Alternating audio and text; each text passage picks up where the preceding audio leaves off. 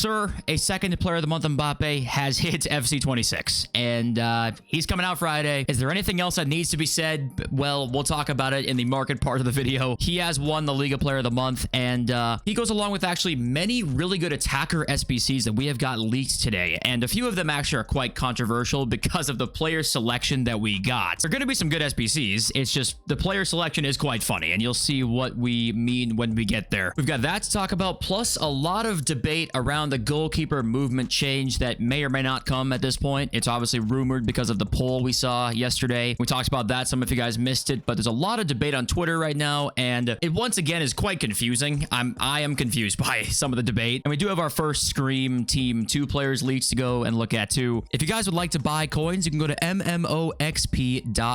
There will be a link in the top of the description. They're the safest and the cheapest option, and you can use my code JFC at checkout for an 8% discount. Thank you guys all for watching. If you watch every day, once a week, once a month, whatever, I love you. And I've been icon trading over the last little bit here. This Miyama, I missed the opportunity to sell her. She had a cheapest bid at 460 like 12 hours ago, and now she's back at 380, so I missed that chance. But I'm really enjoying icon trading. Did a couple Philip Lahms earlier. I love trading with Philip Lahm. He's always so good to trade with every year. And PC actually makes it even easier because there's less supply. I guess it goes both ways. Less supply, less demand. So is it easier that much? Not sure. But prices kind of fluctuate higher. And icon trading, if you guys don't know how to do it, really, you just have to learn prices. It's simple as that. You have to go and make a concept squad, which I actually have in my squad right now. I have one called Icon, and I go through here and I check their prices. It's simple as that. I learn their prices. I go and buy when they're cheaper, and I try and sell when there's times there's not very many. Like Vidic right now, is there more than 5 Vidics on the market? There's 3. And 466, I know that that's not too far off where he usually goes, so I'm not going to buy him. Then I could go through here, end up looking for a Wayne Rooney, and I see what Rooney's going for. He's going for 679. That's also not really a buy for me. But if he was 619, I might say,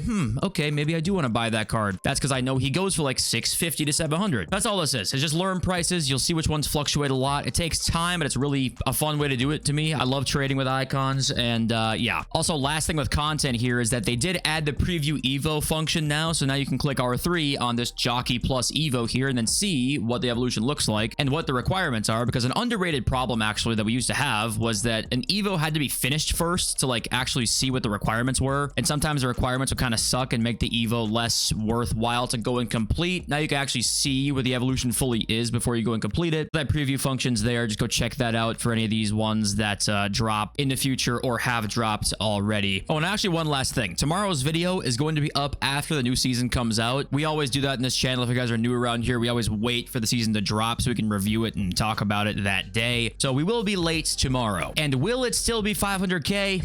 The answer is probably, if we're being honest with ourselves, but we will see. Okay, MBAPPÉ winning it. We talked about it already. No official stats yet. And the question obviously is that how will this affect the market, if at all? Because now, of course, we actually have ways to get more fodder than we did last month. It's actually possible for us to complete a somewhat big SBC. Not a card like this for 99% of us, obviously, but some bigger SBCs we can now complete. We got more fodder than we used to. Rivals rewards should be better this coming season. What makes things at least more interesting for a card like this to drop. But before we talk about the market really with this, we got to talk about actually the other SBCs leaks today, because a lot of attackers are coming out. And the first one here is a player pick, and that is Marcus Rashford. So a Rashford SBC, and this one's going to be very completed. This one will genuinely be a bigger deal for the market than MBAPPÉ will be. And he says here, you want to see the official cards, and that was 6 hours ago, and he hasn't tweeted them out yet, so we don't know that. We'll probably know that tomorrow, what they will actually look like. But it will be something like this is my guess. Rapid Plus, Finesse Plus, really nice cards. I don't know if they'll be quite this good, but they're going to be very, very good. So that's going to affect attackers for sure. And this actually wasn't the only one that's pretty good. So first of all, as we know, Rashford fit into an Evo very recently that was very completed and was one of the best cards in there, which always seems to happen. But what caused more controversy was the next player SBC, and that is LeBron James. LeBron James SBC on the way here, who obviously just got a Player of the Month SBC. So we just got a Rashford card, who was the top card for an Evo, and now we have another SBC coming out possibly at the exact same time. We have 2 pool 6 out at the same time, possibly. I don't know when the other one expires. Is it like a week or so? Which means it'll be very close to the same time. Of course, the other side of that is that EA can't control who wins Player of the Month. Did they make this SBC a month ago without knowing who's going to win Player of the Month?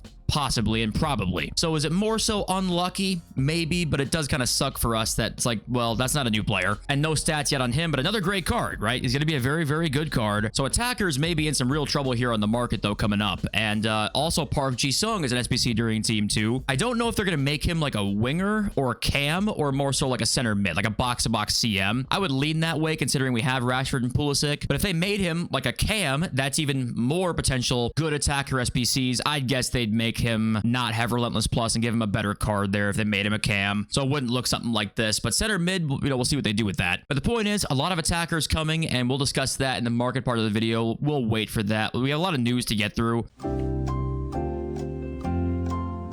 And a lot of yapping about the community talking about gameplay changes right now. It's been very strange. But we'll finish out leaks and news first here, because we got Team of the Week leaks now. The first one here is Alexia Putellas. So Putellas makes it in Team of the Week, which is awesome. She's obviously very, very good in this game. They gave her Finesse Plus in this concept. I don't think she'll actually get that, is my guess. But with this, we did get more Team of the Week players. And we actually have almost the full thing here. And these stats are just predictions. They are not confirmed. Putellas, Bellingham makes it in. McCabe, Harder makes it in. Mickey Van de Ven, of course, he had to be in when he have 2 goals and a clean sheet. There was no way he wasn't going to make it. Zambo and Gisa makes it in there. We got Sara, Maddie Cash, and some more, you know, possibly good players if EA buff the stats, but mostly fodder down here. I think Frimpong, or sorry, Frimpong's actually in the promo, my bad. Spoiler for what's coming. Frimpong's in the promo. I thought he was in Team of the Week, which that wouldn't have made sense because Liverpool lose every game right now that they play, so I don't know how you'd make it in. But yes, there's the Team of the Week there, and looks definitely better in the last couple of weeks. And we can get started with Team 2 of Scream here. First hero being Yaya Toure. You won't be able to afford him, so take a look right now. This is the closest you will be to receiving this card. And next up here, Ousmane Dembele's in the Team 2. You will not be able to afford this card. This is as close as you're going to get. Don't look too hard. Next up here, Blaise Matuidi in the team as well.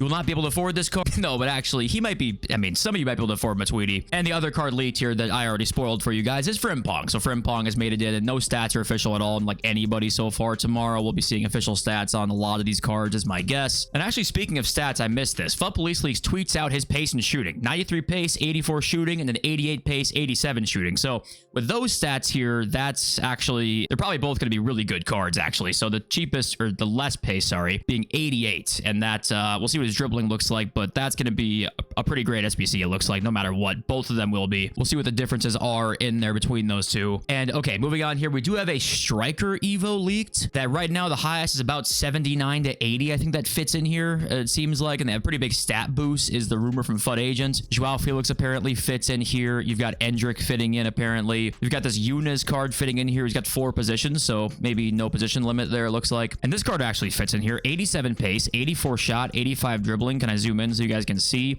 This card fits. So it looks like maybe just a rating requirement on a striker Evo. Looks like that's on the way. And FUT Agent says big stats, and who knows anymore with leakers, but that is what he says. Yes, big evolution there. And okay, let's talk about this next. So here it is, the goalkeeper movement changes that have been the hottest topic on social media. Like this tweet here with almost 10K likes, 1 million views. These types of gameplay changes have really been controversial so far, either negative or positive so far. The R1 dribbling one was really split down the middle. This one I think is more like 70-30 toward the positive side, like it should be removed or at least heavily nerfed. But those 30% are very unhappy about the fact that this could be leaving, or at least be like heavily reduced, right? So the biggest thing that right now, this today in the morning when I woke up was just every single creator and big account was talking about it. And really the takes this morning, most of the time I was seeing was like, if you want this removed, that is a skill issue. You are part of the problem because you want the skill gap to be lower. And this was one of the things I was very surprised to see, because as you guys know, I'm actually usually a very big advocate for like the skill gap being bigger. That creates more interest in the game and getting better with the game, but also you can't have it be too high, right? And for me, I've always been of the opinion that goalkeeper movement, yes, it is an inherent skill gap. Like it is, you can be good with it or bad with it. You can respond to somebody who moves the keeper the wrong way. You can aim it the other direction, near post, far post, whatever. Two things can be true at one time here.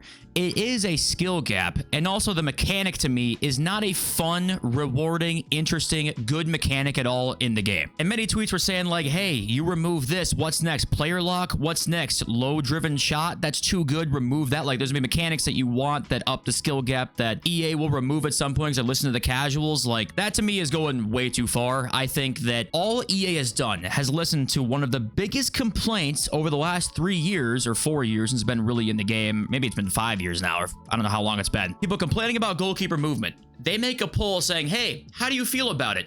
And all that they have gotten is abuse for this from mainly creators. You guys know, I'm not an EA guy at all, but this is hilarious to me. Fuji says here, Fuji's replying to EA's tweet where it's like, hey, let us know your thoughts on movement. Like, what do you feel about it? It's just a poll in their Discord. Talked about it yesterday. He's mad about them making a poll asking us about how we feel about something. Like, of all things to be mad about, I cannot believe we're mad about EA making a poll asking us our opinion. We would have 4 years ago died for this. Now we're here saying, hey, actually don't listen to us maybe. Like, what? Have confidence in your own game, or do you want us to make it? We saw this last year. They all had overconfidence in their game, and it was dog shit. Now apparently it's actually, you know what? Have confidence in your game, you fucking morons. Like, I don't know how we've deduced this now. Like, this is what we've deduced. Obviously, this is one extreme opinion, but I'm just like, I saw this and I had to talk about it. Stop taking advice from those that will drop your game in an instant.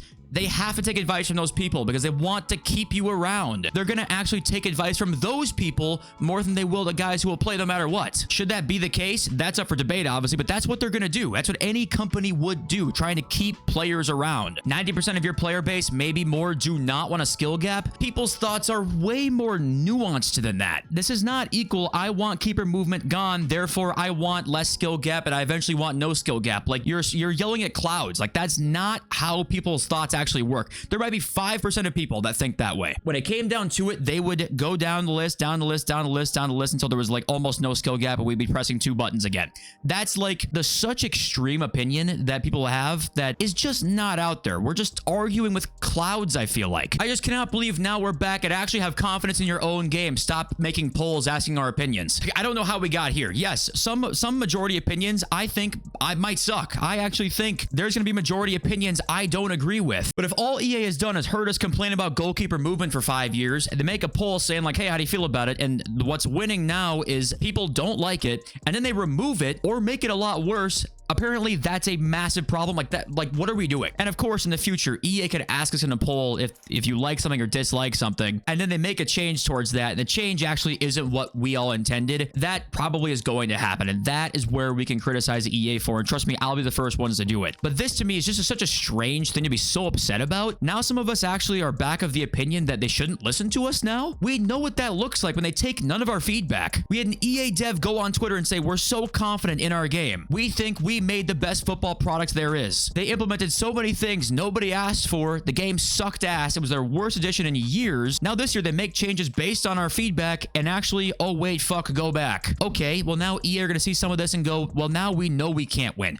When EA get to a point where they know they can't win, then they're going to stop listening to us again. It's just a dangerous tightrope we're walking on here, complaining about something like this. That's just my take on it, I guess, right? And I was seeing a lot of people talk about this, and I just think people's thoughts are so much more nuanced than 90% of your player base doesn't want a skill gap. Like, that is such BS to me. Of course, what do you guys think down below? It's just my take. I might be full of shit, or I might be a genius, and usually it's not the second one.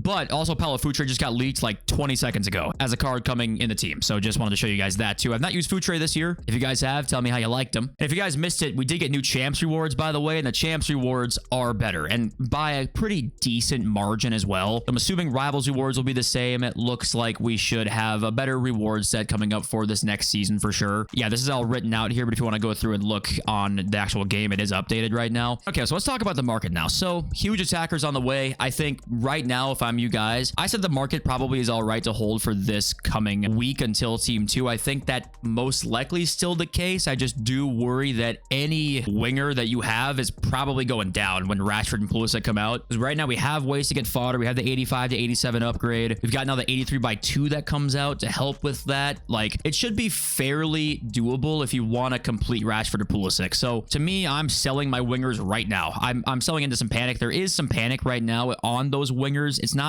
bad though, and that's why I'm totally fine with selling them still. I forgot who I was looking at. Was it Mbermo who like hasn't really dropped or has dropped a tiny bit? No, Mbermo hasn't really dropped at all. In fact, he's up a little bit. Now keep in mind, these Scream cards maybe are bad examples because they're going to get the 99 stats soon. So that's not the best example. In like a week, they're getting them. So let's find another winger. That's not a Scream card. Salma, like 50K, right? She's actually right around the same price. So I know the price difference between Salma and Rashford SBC is a big difference, but I think that just the point is all wingers here. I would not buy buy a single one until Pulisic and Rashford are both out. Mbappe, to me, shouldn't affect the market too badly. The way that it would is if it actually is somewhat potentially just 2% craftable over 30 days. If that's the case, 88s and 89s could actually go higher than this. Now, for me, I'm not going to buy fodder for Mbappe. I'm just not going to, especially because he drops on a Friday of Scream 2, which will have hella supply. I just don't think the demand's going to be there. But there is a small chance they go up higher than what they will be probably like Thursday night. I'm just not going to buy it myself. What fodder could actually rise is these like 85s to 87s, because right now they're kind of staying the same. But if Friday we get Rashford, I think Rashford will move fodder. I genuinely do. Even if it's on Friday, I think it will still move it. So I think that it's risky, but I do actually like buying after Rivals rewards on Wednesday night. Do a little nice flip into post Friday content. I don't usually like holding on to fodder into a promo, but right now with these great cards coming out, and I think people don't usually open as many store packs for the second team as much as they do the first team. I would buy 84s though. I'd buy 84s like 1300 right now. If you guys can snipe those, I definitely buy those. But yeah, it's a tough time right now for investing in fodder because it's so inflated. Like, it's up huge right now, and signs point towards it rising. Like, if they were at baseline price, I'd say go all in, but right now it's up so high that it's like, couldn't they even go up more than this? It's tough to say. I'm gonna personally not buy it probably this week, but I'm warning you, range of outcomes, there is an outcome that it is high and goes higher than this is kind of the point. But for your teams, I think a good time to buy your teams, I really do like it like Sunday. I do, because I think it's Tuesday, right? The screw upgrades come out on Tuesday. There's going to be huge demand on that Tuesday, I think, to play with people's teams because their 99 stats are there. They're going to play Rivals that day, have those 99 stats into the weekend league next weekend. I like the demand a lot coming up this next week rather than like this week. That's kind of all I got to say about the market right now. And okay, let's read some of your comments now. We got Crisscross 76. More minor league promo cards, please. Why are there so few? ...